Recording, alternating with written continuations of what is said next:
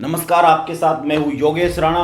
देश के आजाद होने के बाद हुए 4 घोटालों की मैं चर्चा कर चुका हूं और आज 5वें घोटाले की बारी है।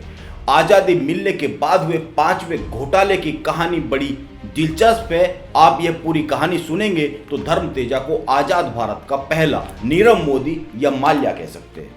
आंध्र प्रदेश के एक स्वतंत्रता सेनानी के बेटे धर्म तेजा ने सरकारी धन को दोनों हाथों से लूटा। सत्ता के गलियारे में धर्म तेजा की ताकत का अंदाजा इस बात से लगाया जा सकता है कि अदालत ने उसे 14 साल की सजा सुनाई और 14 लाख रुपए जुर्माना लगाया।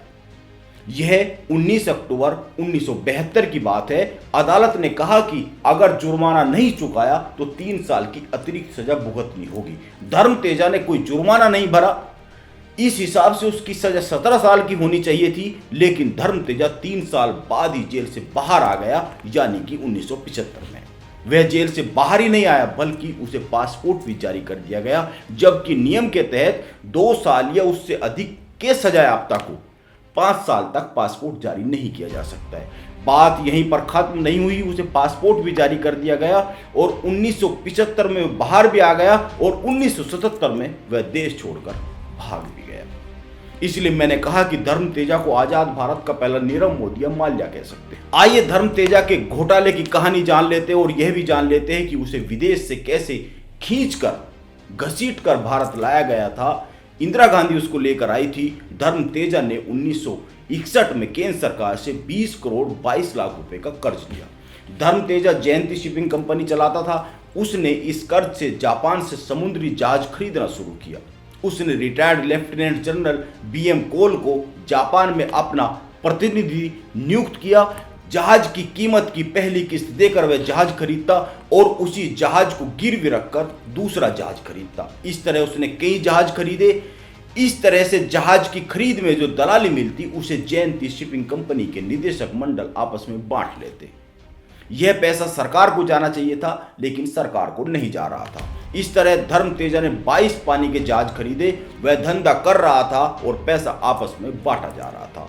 सरकार को कुछ नहीं मिल रहा था। जब डॉक्टर राम मनोहर लोहिया ने लोकसभा में धर्म तेजा का मामला उठाया तो सरकार थोड़ी हरकत में आई और संसद में बताया गया कि धर्म तेजा पर 4 करोड़ से अधिक का आयकर टैक्स बाकी है।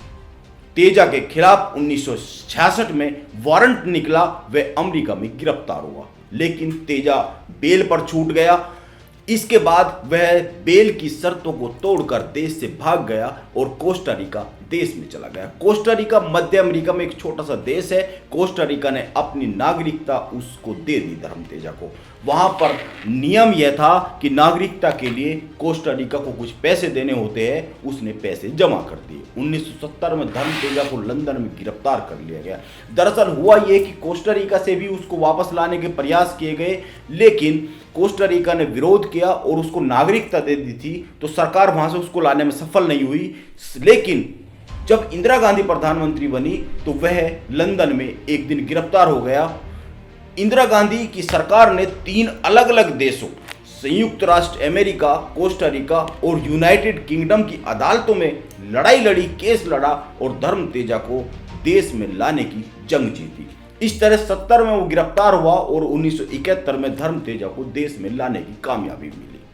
अनुराधा दत्त ने किताब लिखी है the illustrated weekly off India. इस किताब में एक रिपोर्ट प्रकाशित की गई है। इस रिपोर्ट के अनुसार धर्म तेजा की कंपनी को सरकार ने 20 करोड़ रुपए से ज्यादा का लोन पंडित नेहरू की सिफारिश पे दिया था। धर्म तेजा के नेहरू से अच्छे रिश्ते हैं और ये रिश्ते ही उसको बाद में देश से भागने में मददगार साबित हुए।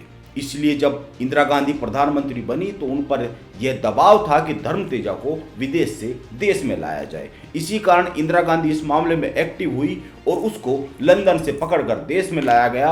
अदालत ने यहां पर उसको सजा सुनाई और मैं ये बता चुका हूं कि वो अपनी सजा पूरी किए बगैर दोबारा इस देश से भाग गया। कहा जाता है कि तत्कालीन प्रधानमंत्री मोरारजी देसाई ने कहा था कि धर्म तेजा ने जितना सरकार से लिया है उससे अधिक दिया है, इसलिए वो कहीं भी आने जाने के लिए स्वतंत्र है।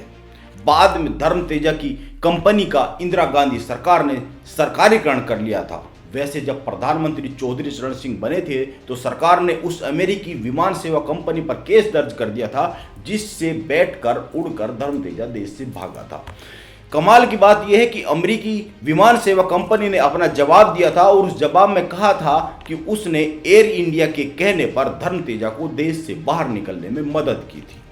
यानी आप कह सकते हैं कि नेता और जालसाजों का मेल जोल हमारे देश में बड़ा पुराना है। नमस्कार, आप बने रहे YRY एक्टिव लाइव के साथ।